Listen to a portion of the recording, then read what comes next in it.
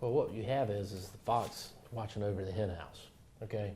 And there needs to be oversight. Someone needs to look into this matter. These two lawyers, us two, we shouldn't be the ones having to look into this matter. They should look into it. SLED, law enforcement, the governor's office. Well, I think we lose sight every day how important you people are, because the only people ultimately that can hold these situations and the people involved that cause them accountable are the public. And if the public is not being made aware, as happily you're here to make them aware, that's ultimately how accountability happens. These are not criminal actions. I don't perceive them to be. There are agencies that oversee the certification of officers, but those are not terribly effective in these situations. But it's the public that needs to know that it could happen to you. I mean, can you imagine getting off an airplane to be arrested for 67 days for a crime that you know nothing about? To be accused of a murderer as a murderer? It just can't make this up. I'll ask my last rapping question and both of you can give your thoughts. You're gonna rap? Yeah, I'll rap. That's it. I like this guy. Oh, I thought you were need to gonna. bring him with I you thought all you the meant time. you were gonna rap. Oh yeah, well, I can do that too. Because I got to Why walk are you out that glazing door. him, bro? I got to walk out that door in 1 minute and go to the Supreme All right, Court. so this is gonna be the last question. Both of you give your thoughts. We know he's going through the healing process. He's speaking to students. What do you think his ultimate message to those students is going to be, or what do you think it is? And you can look at it. That's a great question. It could happen to anyone. It happened to me. Don't let it happen again to you. Yeah, his message to the students on that day, and we've offered for him to speak to law enforcement groups around the state, any law enforcement group. We haven't had any takers, surprisingly. But his message was not, why did this happen to me? It was to these students, I want to tell you what happened to me because I want you to know that it could happen to you. It's the purest message of all. And now I get a whole ass. All right. All right, so if you just want to start off by stating both of your names and spelling it out, you can start from there. Robert Goins, R-O-B-E-R-T, last name G-O-I-N-G-S. Okay. I'm Joe McCullough, M-C-C-U-L-L-O-C-H, Perfect. which is almost never spelled correctly. Well, I know that we spoke over the phone, and I just want to say, like, one sentence that you said to me that stood out, how this was a cascade of screw-ups with this case. If you both just want to start off by breaking it down for me a little bit further, I know we were just kind of talking about it, from starting point with the arrest to where we are now. And Megan, just back up just so you know. There you go. Perfect. Okay. You do such a good. I'll start out. We play off of each other. Okay. Very well. A young lady was murdered in Barnwell County, and within 12 hours of that murder, law enforcement had the name of the correct suspect, the correct spelling of the suspect, photographs of the suspect, social media profiles of the suspect, and they knew people that knew him and was present at this incident. Yet somehow, law enforcement manages to arrest a professional football player from Columbia, South Carolina, who's living in Finland. As he is heading home for the holidays, he gets arrested in Boston and imprisoned for 67 days. How law enforcement arrested our client is simply incredulous. Well, it's a terrible story that is unfolding now in the wake of these two lawsuits that have now been filed on his behalf. the true facts are unfolding, and what we're finding is that there is this cascade of screw-ups, of failures to do that which is fundamental in law enforcement investigative techniques, taught all over the country, taught out on Broad River Road at the Criminal Justice Academy. And within 12 hours of the murder of Jasmine Roach, the sheriff of Barnwell County had the name and the identity of the correct suspect. Yet a year later, our client, Dixon, was arrested while he was deboarding a plane in Boston. What we've learned is that within 6 days of securing the arrest warrant for our client, clearly the wrong person, there are internal emails between the detectives and the investigators stating that they may not have the right person, and we need to make sure we have the correct person.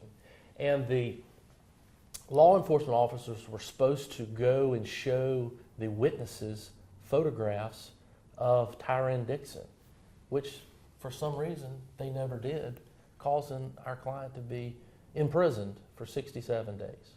Well, in society we talk about teaching moments, learning moments. And Ty felt strongly that he wanted to make this known to people. So we arranged early on for him to go to a Criminal Justice Academy class at USC, where he spoke about this experience. I think it was cathartic for him, but the students just sat there incredulous. They couldn't believe this could happen in 2024, 25. And we hope that through the telling, through interviews like this, through this lawsuit, and all that will come from it, that law enforcement can reflect on its job and how important it is, and can learn from this, because the fundamental mistakes that we mentioned, receiving an email within a week, identifying the suspect with the correct spelling, not the way our client's name is spelled. That was one huge error, that was never checked. The ability to have a photograph sent of the actual suspect and never check on that, never look into that. That suspect, who was known within a week of the murder, was not arrested until 15 months later. Mistakes like the family arranging for a private investigator to fly to Boston to interview Ty while he's in prison, in jail, and he explained where he was. I have an alibi. He didn't use the word alibi because he has no experience with the criminal justice system. He said, I can prove where I was, and it wasn't Barnwell, South Carolina. And yet when that was reported or attempted to be reported to the sheriff's department, they didn't want to hear it. You know, Tyron is such a wonderful person. I mean, really, when you meet him, he's just really the last person that should ever spend any time behind bars. Wonderful, wonderful human being. And, you know, I applaud him. He went through a lot. If you listen to what happened to him in jail, in 5 different detention centers, prisons throughout the United States, while he was just trying to come home to plead his innocence. He's truly turning the pain that he went through into purpose. He's speaking to students at the University of South Carolina. He's currently living in Finland, where he's coaching young athletes in football. And he's highlighting that, you know, false arrests are not just statistics. False arrests, false imprisonments, truly destroy lives. He was contemplating killing himself in a jail cell while he was in solitary confinement. No person should have to endure what Tyron went through. Well, cases like this that evolve with poor investigation, negligent investigation, or worse, there are instances, of course, of wrongful convictions that resulted from just simply poor investigation. Others involve a malicious intent by officers targeting an individual. We don't think that's at work here.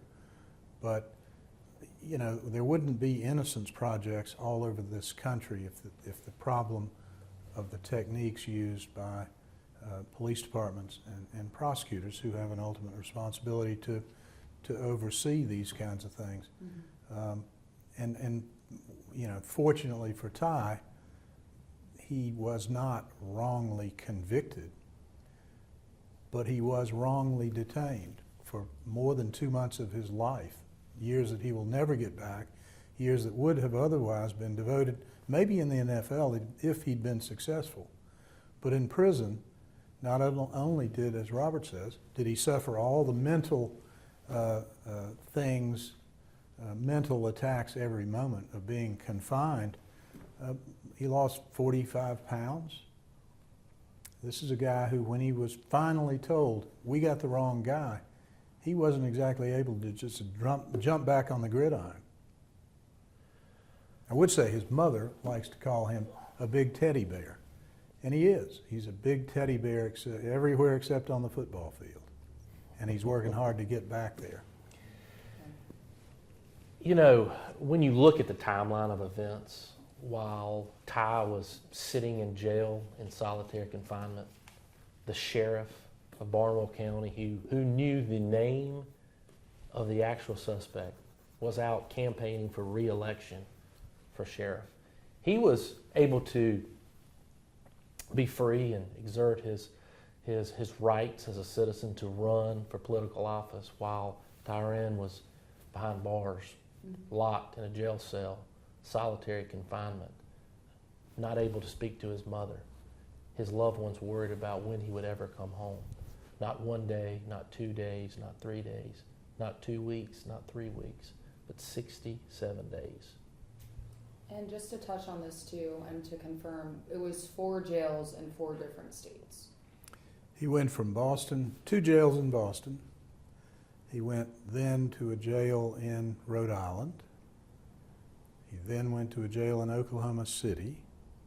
He then went to a jail in Atlanta, and was then finally by via car, I think, transported to Barnwell Sheriff's Department.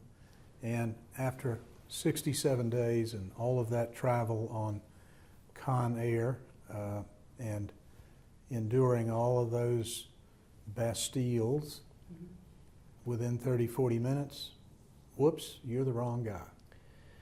And keep in mind, while he is incarcerated, imprisoned, his mother is going to the Barnwell County Sheriff's Department pleading for his release, telling them they have the wrong person.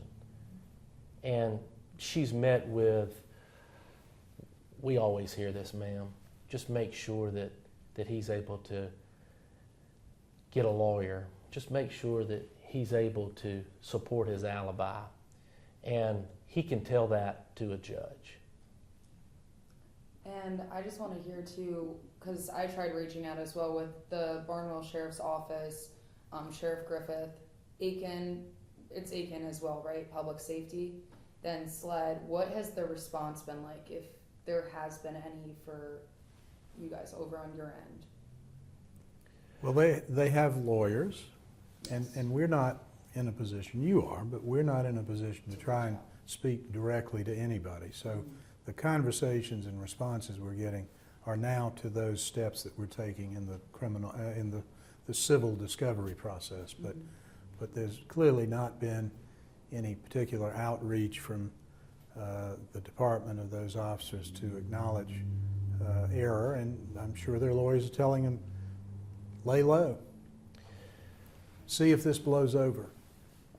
I can say this, the sheriff of Barnwell County has yet to apologize to Ty Dixon or his family. They have filed a response to the state court action admitting that they arrested the wrong person, but not truly taking any responsibility. The federal lawsuit that we filed, they've not answered yet. Okay. And we do look forward to them responding. And, you know, there's never a wrong time to do the right thing and admit that they messed up and their mistakes significantly impacted someone's life. And out of this lawsuit, what are you hoping the response is like? What are you hoping is done from all this? Well, first off, I hope that the South Carolina Law Enforcement Division uses this as a teaching example of how important it is to make sure you arrest the correct person. You've heard the saying, you should measure twice and cut once. The same is true here. I mean, if you are out as a law enforcement officer, if you're seeking the arrest of someone, you need to make sure that that actually is the person that there's probable cause. Stole that from me, did you? Everything I say, I steal from you. Even my hair, trying to be like you. Well, you're going to have to dye it a little better than that. But I think what the family wants to do is try and put this behind them as quickly as possible. I mean, the damage is done to Tyran at a fragile time in his professional development as a football player. Years are precious because that's a tough game. There are only so many years you can actually, be involved in the rough and tumble of football. And he's lost.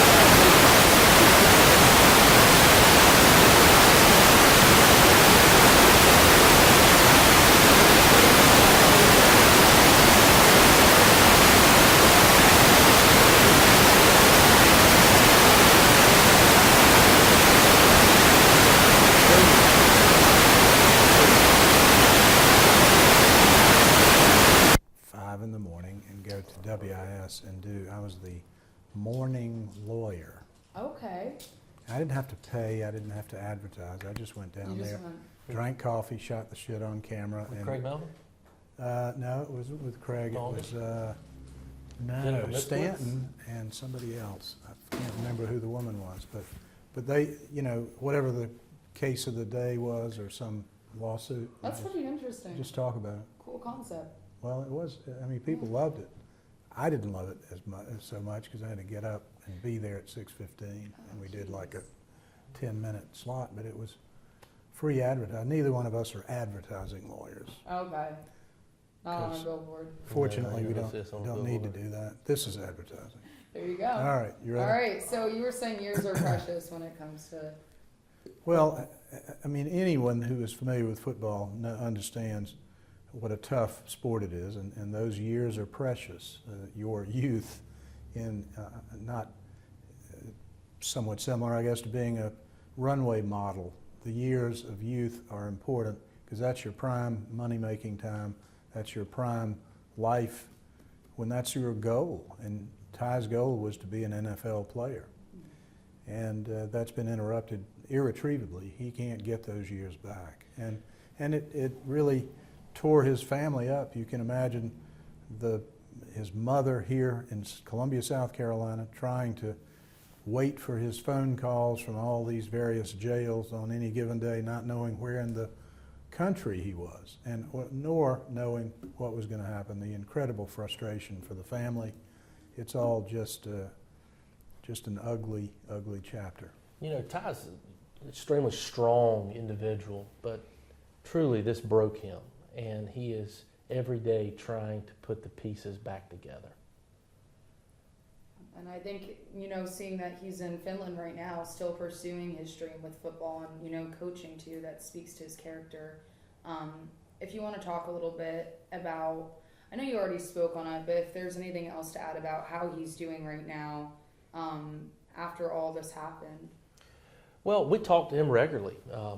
I think this affects every aspect of his life. He tells us that he has nightmares every night, that he cannot sleep, that he fears for his safety. Every time he sees someone in authority, police, he immediately gets scared, and he thinks that, you know, he's just another black man that's going to get arrested. I mean, that is what's going through his mind. And for anyone who's had a traumatic experience, they know that what we call post-traumatic stress syndrome, PTSD, that's not a fiction. Some people may make fun of that, but they haven't had the experience. And what speaks most to Tyran Dixon's character, I think, is the fact that he's playing football and he's working on gaining this weight back. He's working on dealing with the demons that are haunting him because of these 67 days. He's dealing with the rigors of being a party to a lawsuit.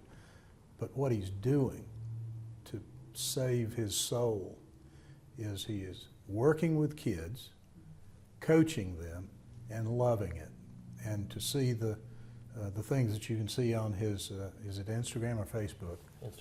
Instagram page, working with young kids who idolize him because he's this giant of a man, not truly a man, but a giant from America who is teaching them a sport and working with them, and he's teaching them character, and all of that, I think, is helping him in a way that almost nothing else can.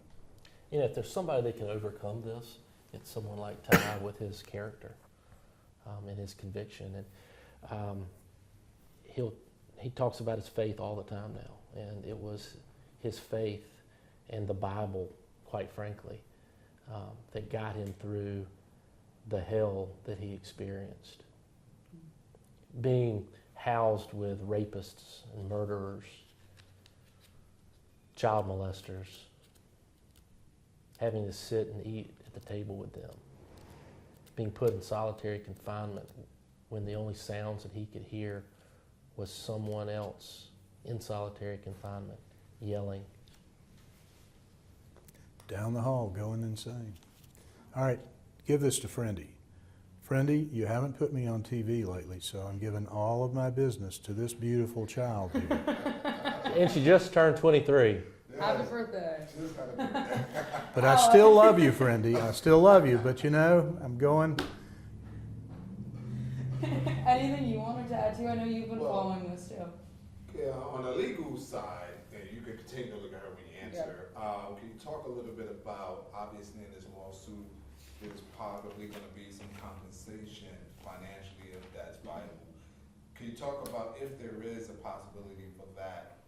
Is there a cap on what the state offers, or what is the protocol when these type of incidents happen in the state of South Carolina or anywhere? What is the protocol when it comes to, hey, we're going to give you something for your hard times and hardships, and would that be enough in your eyes? You want to lead that? Or you Yeah, start out? I'll start. Well, not surprisingly, government makes it very hard to sue government. The law, case law, and the statutes adopted on the state and federal level make it very difficult to sue police and law enforcement. And when you are successful, the law does provide for limits and caps, and that's why we have brought these actions in both state and federal court. We believe that Tyran Dixon is entitled to a great deal of compensation. We are in that business of righting wrongs and seeing to compensation for people who have been wronged. And we think this is a perfect case of that. And you've probably heard of tort reform.